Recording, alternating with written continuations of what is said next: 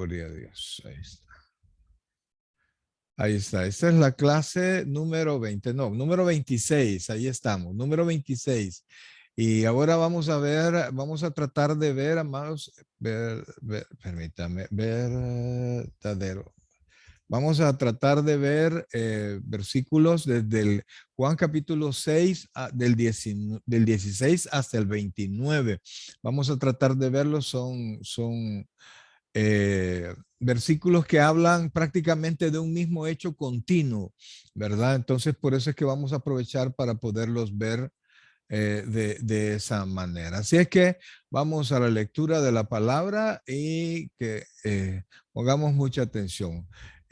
Juan capítulo 6, del 16 hasta el 29. Jesús anda sobre el mar, es el tema. Prácticamente son tres temas, pero dice así. Al anochecer descendieron sus discípulos al mar y entrando en una barca iban cruzando el mar hacia Capernaum. Estaba ya oscuro y Jesús no había venido a ellos. Y se levantaba un gran viento que soplaba. Cuando había remado como 25 o 30 estadios, vieron a Jesús que andaba sobre el mar y se acercaba a la barca y tuvieron miedo. Mas él les dijo, yo soy, no temáis. Ellos entonces con gusto le recibieron en la barca, la cual llegó enseguida a donde iban. El día siguiente, la gente que estaba al otro lado del mar vio que no había habido allí más que una sola barca y que Jesús no había entrado en ella con sus discípulos, sino que estos se habían ido solos, pero otras barcas habían arribado de Tiberias junto al lugar donde habían comido el pan después de haber dado gracias el Señor. Cuando vio pues la gente que Jesús no estaba allí, ni sus discípulos entraron en las barcas y fueron a Capernaum, cuando vio pues la gente que Jesús no estaba allí, ni sus discípulos, entraron en las barcas y fueron a Capernaum buscando a Jesús. Y hallándole al otro lado del mar, le dijeron, Rabí, ¿cuándo llegaste acá? Respondió Jesús y les dijo, de cierto os digo que me buscáis, no porque habéis visto las señales, sino porque comisteis pan y os saciasteis. Trabajad no por la comida que perece, sino por la comida que a vida eterna permanece, la cual el Hijo del Hombre os dará, porque éste señaló Dios el Padre. Entonces le dijeron, ¿qué debemos hacer para poner en práctica las obras de Dios? Respondió Jesús y les dijo, esta es la obra de Dios, que creáis en el que Él ha enviado. Amén. Que Dios añada bendición a su palabra. Recuerden que lo último que vimos fue la multiplicación de los panes. Ese es el punto de donde prácticamente arrancamos, ¿verdad? Y entonces, inmediatamente después del acontecimiento de la multiplicación de los panes, el Señor Jesucristo apartó a sus discípulos, porque si ustedes se recuerdan, la gente quería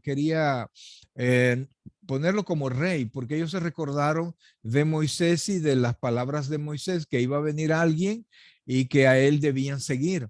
Entonces ellos querían tomar a Jesucristo para hacerlo rey, pero él se apartó y eso es algo que entre pastores, pues entre el calor de la iglesia y del servicio y de que una actividad haya salido bien, de repente el pastor quiere que eso crezca, que eso se vaya más, ¿verdad? Y que la gente se vaya agregando a la obra, pero Jesús vio en la gente que estaba queriéndolo hacer rey por razones equivocadas, ¿verdad? Eran más que todo por razones carnales que por razones espirituales.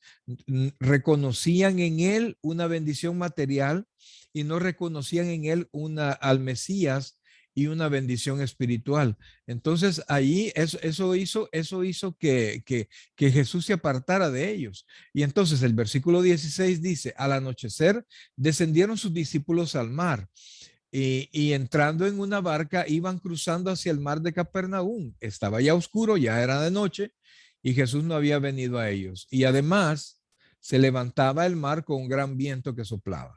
Vimos en la clase pasada, vimos a Jesús que apartó a sus discípulos. Y fíjense que en porque los discípulos querían hacerlo rey. En Juan, los últimos versículos que vimos, dice el versículo 14, aquellos hombres entonces, viendo la señal que Jesús había hecho, dijeron, verdaderamente es el profeta que había de venir al mundo. Pero entendiendo Jesús que iban a venir a apoderarse de él y hacerle rey, volvió a retirarse al monte. O sea, ¿por qué querían hacerlo rey? Ese es el asunto. Impresionados por la señal que Jesús había hecho, dijeron, este verdaderamente es el profeta que había de venir al mundo. La referencia es la profecía mesiánica de Moisés en Deuteronomio 18.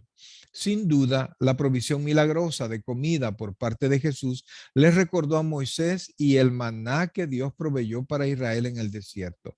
Alimentar una multitud tan grande era un verdadero milagro de creación que solo Dios puede realizar. Jesús conocía el corazón de ellos y rechazó sus intenciones carnales y egoístas. O sea, ellos recordaron que el Señor les dio de comer durante 40 años al pueblo con el maná caído del cielo. Entonces, en los tiempos de Jesús, Israel no tenía la provisión como para tener comida fácil para toda la gente, sino que debían si querían comer pescado, tenían que ir a pescar. Si querían tener algo o comprar algo, tenían que ir a trabajar, pero de una manera dura y realmente más difícil. No era relativamente tan sencillo como ahora. Si a usted le da hambre, a cualquier hora puede salir y encontrar comida donde sea. ¿Verdad? En ese entonces no era lo mismo. Y entonces un plato de comida significaba mucho más de lo que ahora es para nosotros. Y entonces cuando vieron que Jesús de unos pocos peces y panes dio de comer a casi 20,000 personas, entonces, claro, ellos vieron, bueno, aquí está el Mesías y aquí vamos a tener como Israel en el desierto tuvo comida gratis sin trabajar, aquí nosotros vamos a tener lo mismo. Y entonces el Señor no aceptó eso, porque Jesucristo no acepta menos que nosotros creamos en su persona, no en las cuestiones materiales. Y por eso es que tenemos que tener cuidado, ¿verdad? No seguir a Jesús por una bendición, sino seguir a Jesús por quién es Él, porque es nuestro Salvador y porque si que seguimos a Jesús por las bendiciones, en algún momento las bendiciones, porque Dios decida, pueden parar. Y si nosotros vamos tras Jesús por las bendiciones y Él por alguna razón decidió que la bendición va a parar, ¿qué va a hacer con nuestra fe? ¿Qué va a pasar si nosotros hemos seguido a Jesús por cosas materiales o por salud o por dinero, etcétera? ¿Qué vamos a hacer? ¿Vamos a confiar en Él o no? Fíjense que en Mateo capítulo 14, recuerdan los evangelios sinópticos, vea la misma historia relatada por diferentes personas. En Mateo 14:22 nos dice por qué Jesucristo no fue con ellos en la barca. Dice el versículo 22. Enseguida Jesús hizo a sus discípulos entrar en la barca e ir delante de él a la otra ribera, entre tanto que él despedía a la multitud.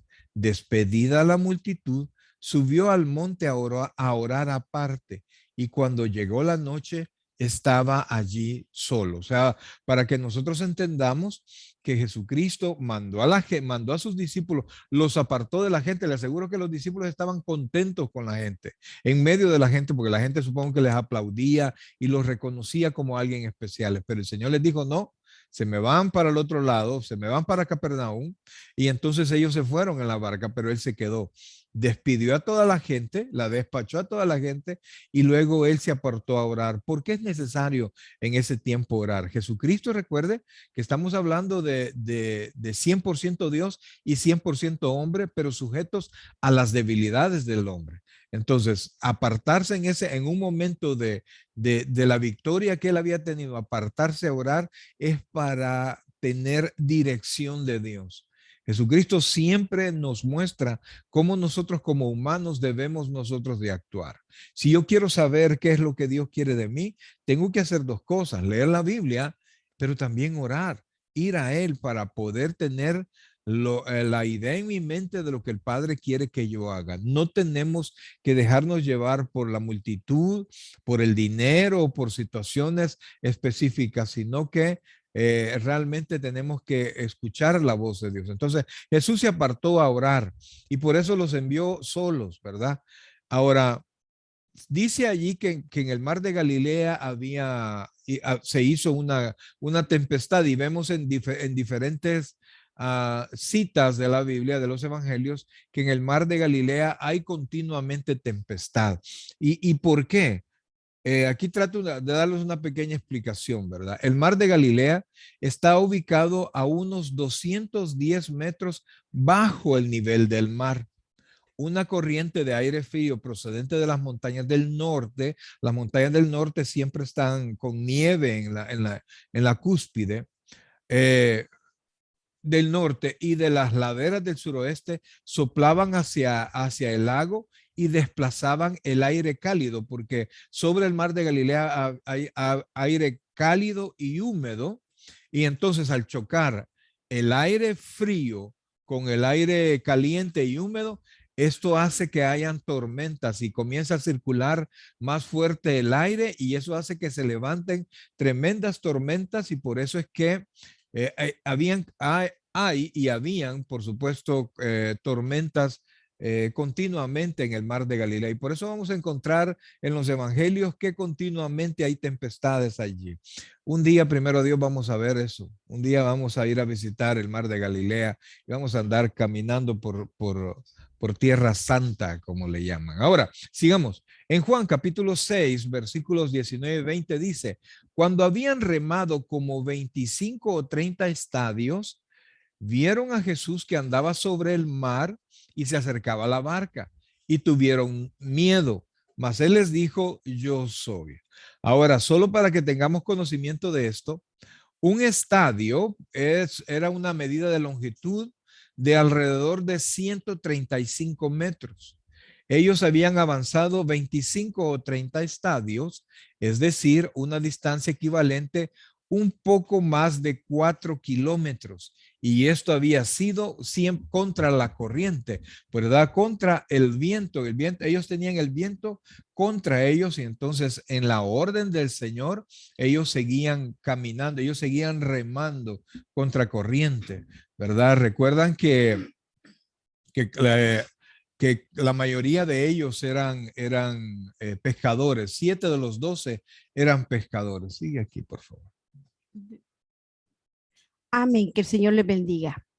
Al menos 7 de ellos eran marineros expertos, nos dice la palabra, pero estaban cansados, estresados y probablemente con temor de no llegar a su destino por la tormenta. Sin embargo, a pesar de todas estas condiciones adversas, no desistían de remar bajo la orden del Señor.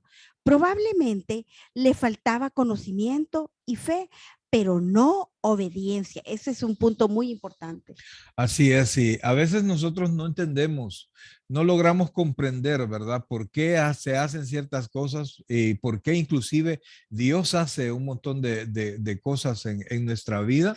Y entonces queremos reclamar o quisiéramos nosotros una explicación. Pero fíjense que cuando yo me pongo a pensar y me recuerdo de Job, que la Biblia dice que era hombre recto, perfecto, temeroso de Dios y apartado del mal.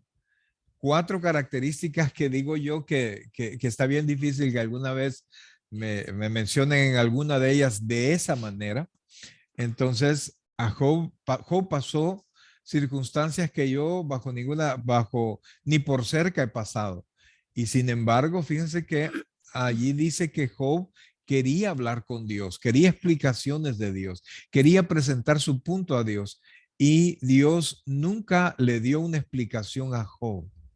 Si alguien, humanamente hablando, se merecía una explicación de por qué pasaban las cosas, ese era Job. Y a Job Dios no le dio respuesta, sino que le dijo: ¿y quién eres tú?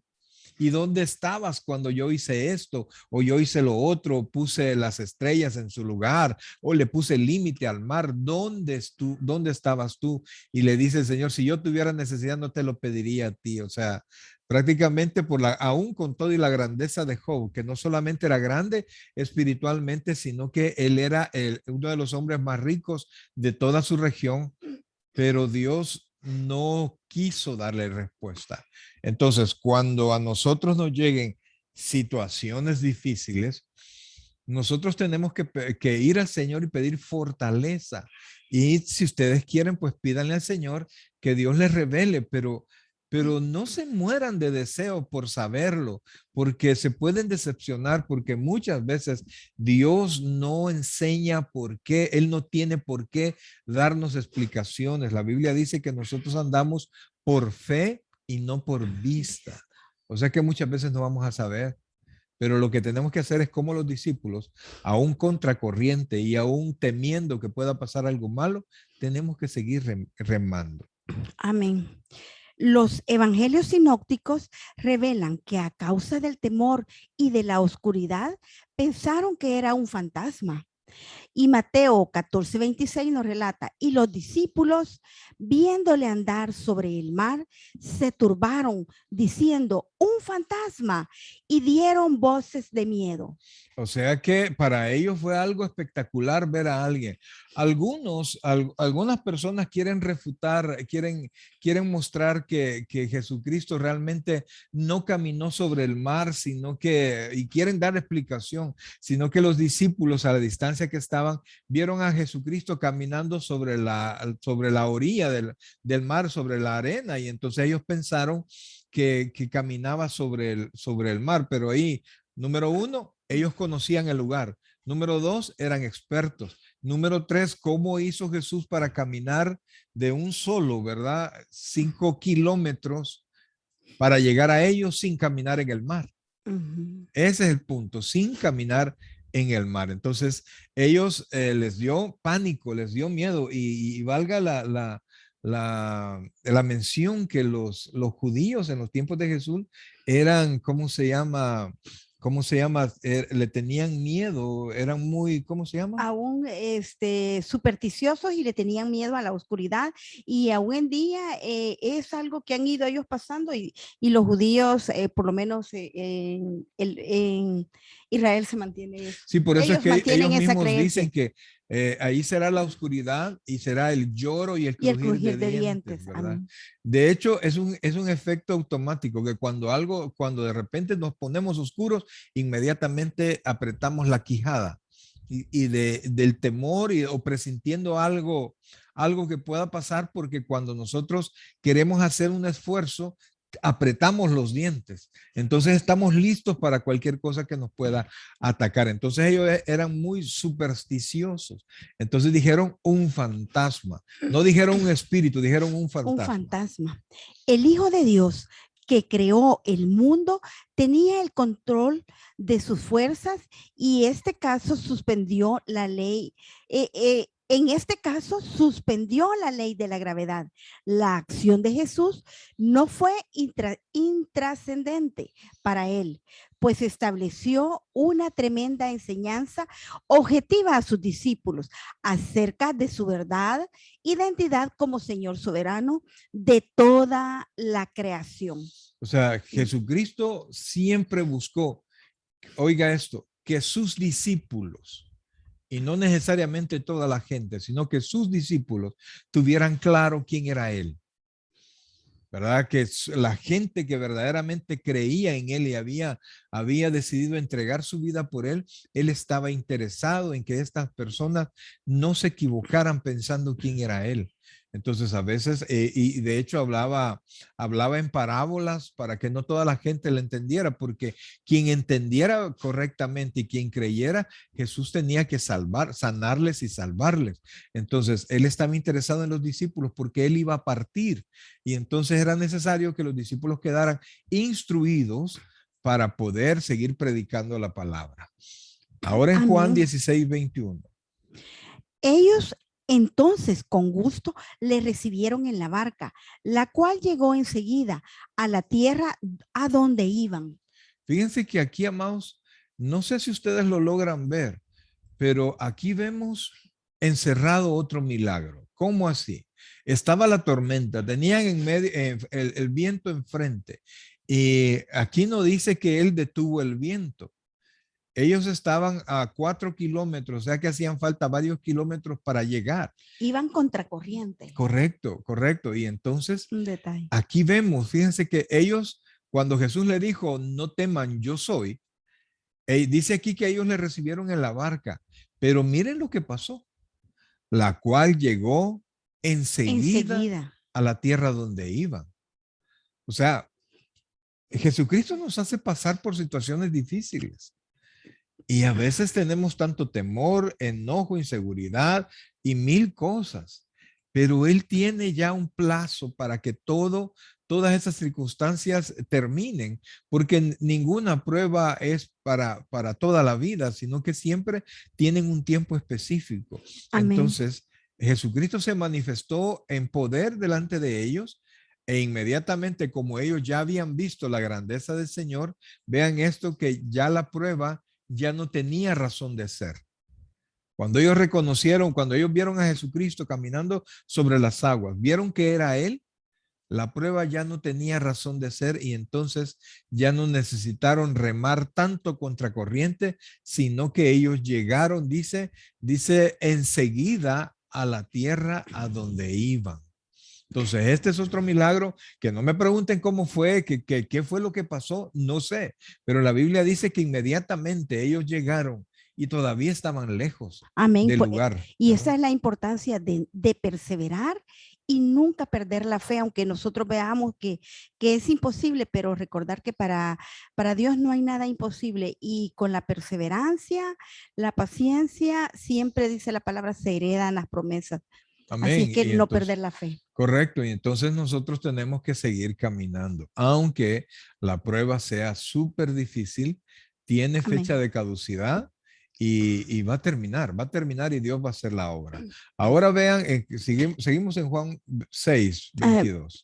aquí, bueno, como acabamos de mencionar, vemos otro milagro escondido, el que acabamos de mencionar, que llegaron inmediatamente.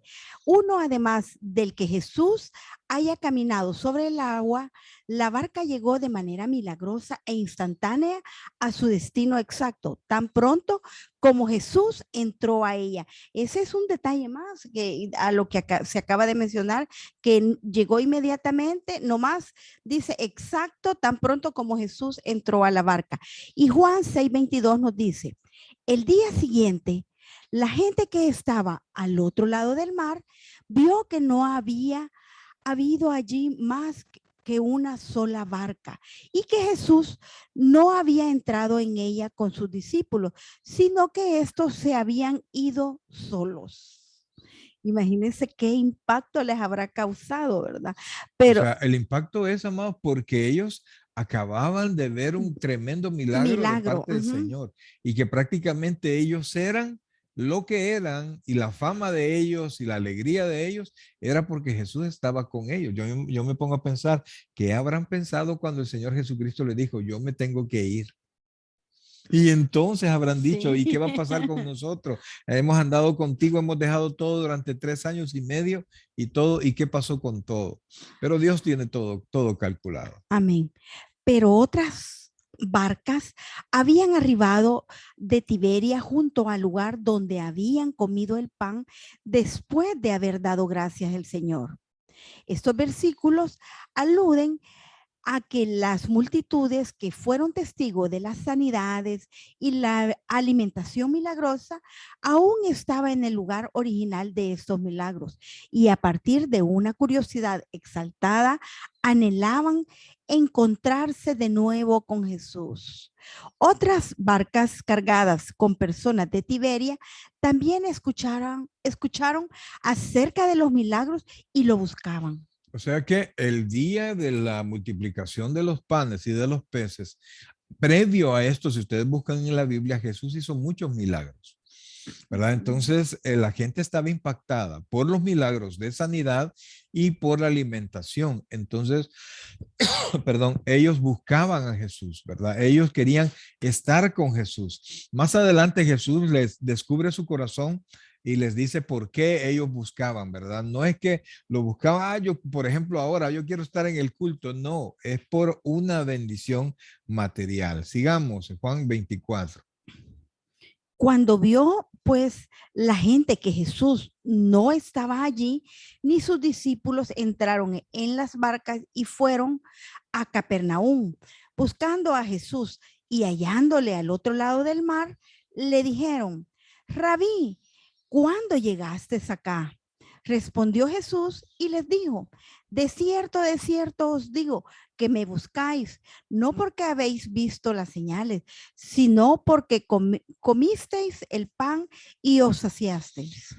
O sea, Jesucristo que conoce el corazón de todos nosotros sabe por qué nosotros le buscamos, ¿verdad? Y cuando les dice aquí, de cierto os digo que me buscáis, no porque habéis visto las señales, o sea, aquí ni siquiera era porque ellos habían creído por las señales, porque se recuerda que, que Jesucristo no le tenía confianza a aquellos que creían en él por las señales, pero aquí ni siquiera eran las señales, sino que él les dice, porque habéis visto señales, sino porque comisteis pan y os saciasteis.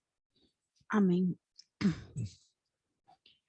Esta frase subraya el punto de Jesús que tenía acerca del motivo por el cual la multitud lo seguía, que consistía en un deseo superficial por comida en vez de una comprensión del verdadero significado espiritual de su persona y su misión. Amén. Amén. Y por eso Marcos 6:52 dice así, porque aún no habían entendido lo de los panes por cuanto estaban endurecidos sus corazones.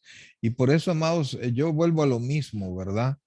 La gente se convierte cuando escucha la palabra y es convencida por el Espíritu Santo. De lo contrario, por mucha bendición que reciban, por muchas cosas buenas, por muchos que nosotros podamos hacer, la gente no se va a convertir. Muchos de ellos tienen sus corazoncitos endurecidos. Algunos dicen, por ejemplo, ¿verdad? Voy a ir, pero ya llevan en su mente, pero no voy a orar, pero no voy a creer, etcétera, ¿verdad? Entonces nosotros, lejos de molestarnos por eso, tenemos que orar por estas Orar personas. para que el Señor abra sus oídos espirituales y que toque su corazón el Espíritu Santo y pueda morar en ellos. Ujú. Ay, ay. Vamos a leer Juan 6:26. Respondió Jesús y les dijo, de cierto os digo, es el que acabamos de leer, ¿verdad? Ajá. Ajá. No, prosigue. No, es el otro. De cierto os digo que me buscáis, no porque habéis visto las señales, sino porque coméis el pan y os saciasteis. Trabajad, no por la comida que perece, sino por la comida que a vida eterna permanece, la cual el Hijo del Hombre os dará, porque porque a este señaló Dios el Padre. Amén. Amén. Jesús reprendió a la multitud por sus ideas enfocadas solo en lo material acerca del reino mesiánico, aunque el reinado del Mesías se haría real algún día. Jesús reprendió, Jesús reprendió a la multitud porque sus ideas enfocadas solo en lo material acerca del reino mesiánico. Aunque el reino del Mesías se haría real algún día en el mundo físico, ¿Qué es lo que el sucedió? pueblo no logró ver su preponderante carácter espiritual y la bendición de la vida eterna concedida de inmediato a quienes creen en el testimonio de Dios a través del Hijo. O sea, la cuestión es espiritual. Dios tiene control de todas las cosas materiales. Dios nos puede bendecir de todas las maneras. Dios sigue haciendo milagros. Dios sigue obrando maravillas cuando Él quiere, pero Él desea que nosotros reconozcamos su palabra, que nosotros entendamos la grandeza del Hijo de Dios, la salvación que tenemos a través de Jesucristo y el poder que hay en Él. Entonces, si nosotros estamos buscando solamente bendición material, pues perdemos el paso, perdemos la mirada y nos vamos a decepcionar del Señor, porque si Dios, si bien es cierto, nos bendice, pero no tiene el compromiso de bendecirnos cada vez que nosotros se lo pidamos. Y por más que digamos, no, es que Dios bendice, Dios bendice, pero bajo propósitos. Amén. Y ellos, y lo que esperaban en sí era el, como el milagro mayor para ellos era que Jesús fuese el rey, el libertador, pero el libertador del yugo romano. Y eso fue lo que a ellos le chocó, porque no recibieron esa parte como material del reino. Recuerden que Roma estaba sobre ellos y Roma Tenían el yugo les exigía romano. mucho tributo. Entonces, las personas no solo vivían en una época difícil para conseguir los bienes, sino que además cuando conseguían dinero, ellos tenían que entregarlo más o menos la mitad en Al yugo cuestión de romano. tributos. Y a eso le suma los diezmos a la iglesia y etcétera, etcétera. Entonces, realmente la gente estaba ahogada, estaba abatida, ¿verdad? Entonces quería que apareciera el Mesías, no pensando en Dios, sino que pensando en una libertad material. Amén. La comida que a vida eterna permanece, la cual el Hijo del Hombre os dará. Es una clara referencia a sí mismo y a su mensaje. Juan 6:28 nos dice. Pero espérame, aquí Jesucristo no está haciendo referencia al maná, ¿verdad? Porque el Padre les dio maná para que sus cuerpos físicos subsistieran, sino que aquí Jesucristo se está refiriendo a su vida espiritual, a su ser interior, que Jesucristo iba a depositar esa vida eterna, en nosotros ya la depositó, amados, pero fíjense cómo son las cosas, Dios ya depositó la vida eterna en nosotros, pero sigue teniendo vigencia, el que no trabaje tampoco coma, o sea que la vida eterna que nosotros tenemos en el momento es eminentemente espiritual. Nosotros no estamos transformados 100%, y eso que lo hemos visto ya en varias ocasiones, sino que en nuestra transformación ahorita es parcial, es espiritual. Luego el cuerpo será transformado. Cuando nosotros seamos transformados 100%, entonces ya no vamos a tener ningún tipo de necesidad ni de trabajar, ni del alimento de esta tierra. Entonces, pero mientras eso llega, tenemos que tener esa combinación, ¿verdad? De vida eterna espiritual y de desarrollo de nuestra vida material. No podemos descuidar ninguna de las dos, porque si nosotros frustramos nuestra vida material, también afectamos nuestra vida espiritual. ¿Verdad? Tenemos que tener un buen balance. Tenemos que ser responsables con nuestra casa, con nuestras familias. Tenemos que seguir en esta tierra dando nuestro mejor esfuerzo, no desmayar, ¿verdad? Y si nos toca trabajar de una cosa o de otra, tenemos que hacerlo, pero no tenemos que descuidar nuestra vida espiritual. Juan 6:28 nos dice, entonces le dijeron, ¿qué debemos hacer para poner en práctica las obras de Dios? Respondió Jesús y le dijo, esta es la obra de Dios, que creáis en él, que creáis en el que Él ha enviado. ¿Qué debemos hacer para poner en práctica las obras de Dios? Es la pregunta.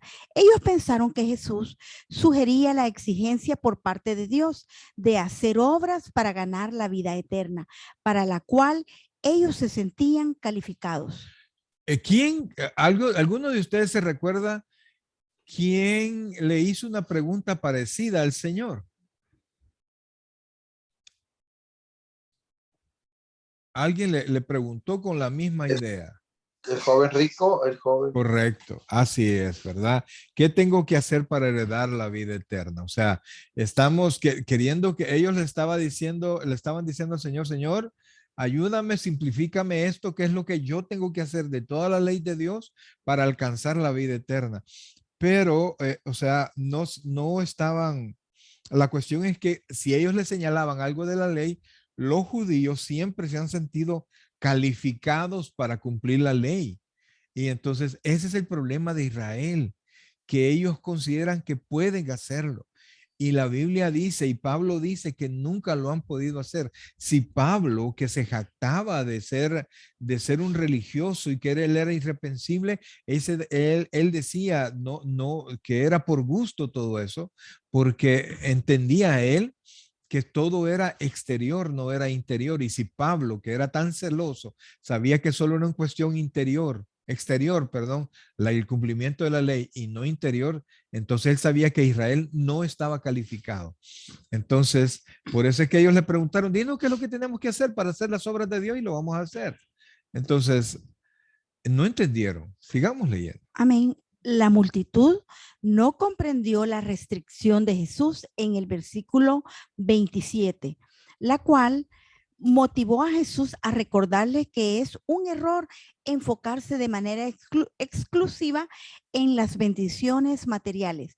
La única obra que Dios anhelaba era la fe o la confianza en Jesús como Mesías y como Hijo de Dios. La obra que Dios demanda es creer en el Hijo.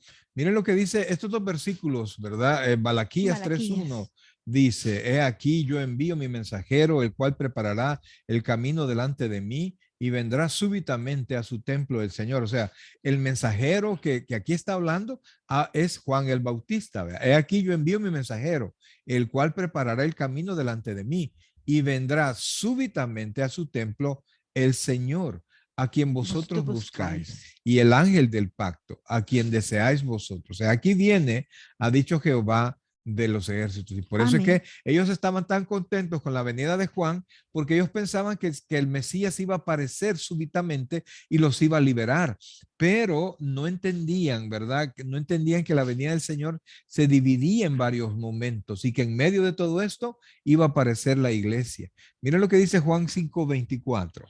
De cierto os digo, el que oye mi palabra y cree al que me envió, tiene vida eterna y no vendrá a condenación, mas ha pasado de muerte a vida. Y por eso es que él les decía, solo crean en el enviado del Señor. Y fíjense que tan claro era que ellos no habían entendido, no habían endurecido sus corazones, que a pesar de los milagros que ellos habían visto, los milagros de sanidad y los milagros de la nada o de unos cuantos panes y peces, transformarlos en una comida para 20,000 personas, ellos pudieron decir los siguientes versículos que solo los vamos a mencionar. Estos Juan 6:30 y 31 corresponden a la siguiente clase, pero miren lo que les dice. Le dijeron entonces, ¿qué señal pues haces tú para que veamos y te creamos? ¿Qué obras haces? Nuestros padres comieron el maná en el desierto, como está escrito, pan del cielo les dio a comer. O sea, ahí nos damos cuenta, amados, que ellos no tenían la intención de miras espirituales en Jesucristo.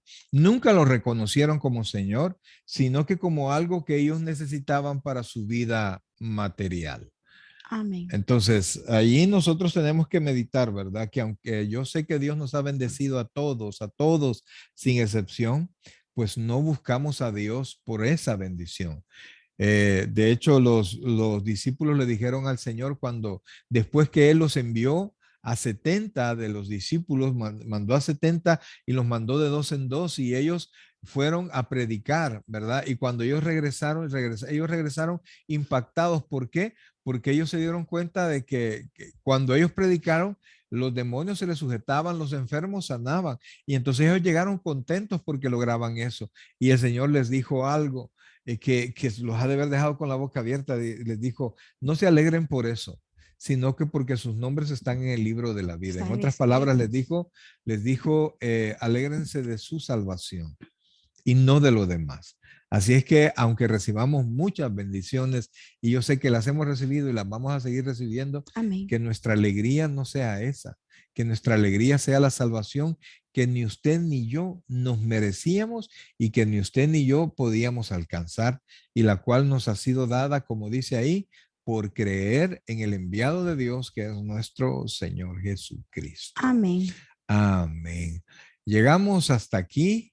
¿Algún comentario, alguna pregunta más? ¿No? Entonces, ¿cuál es la obra que Dios pide de nosotros? ¿Mm?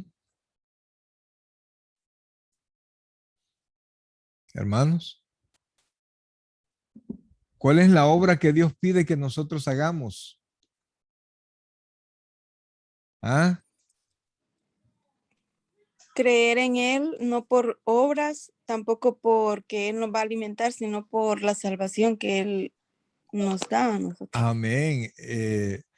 Dice, respondió Jesús y les dijo, esta es la obra de Dios, que creáis en el que Él ha enviado. Una pregunta más, ya que no tienen preguntas. ¿Cuánto mide un estadio? Que dice que habían recorrido 25 o 30 estadios.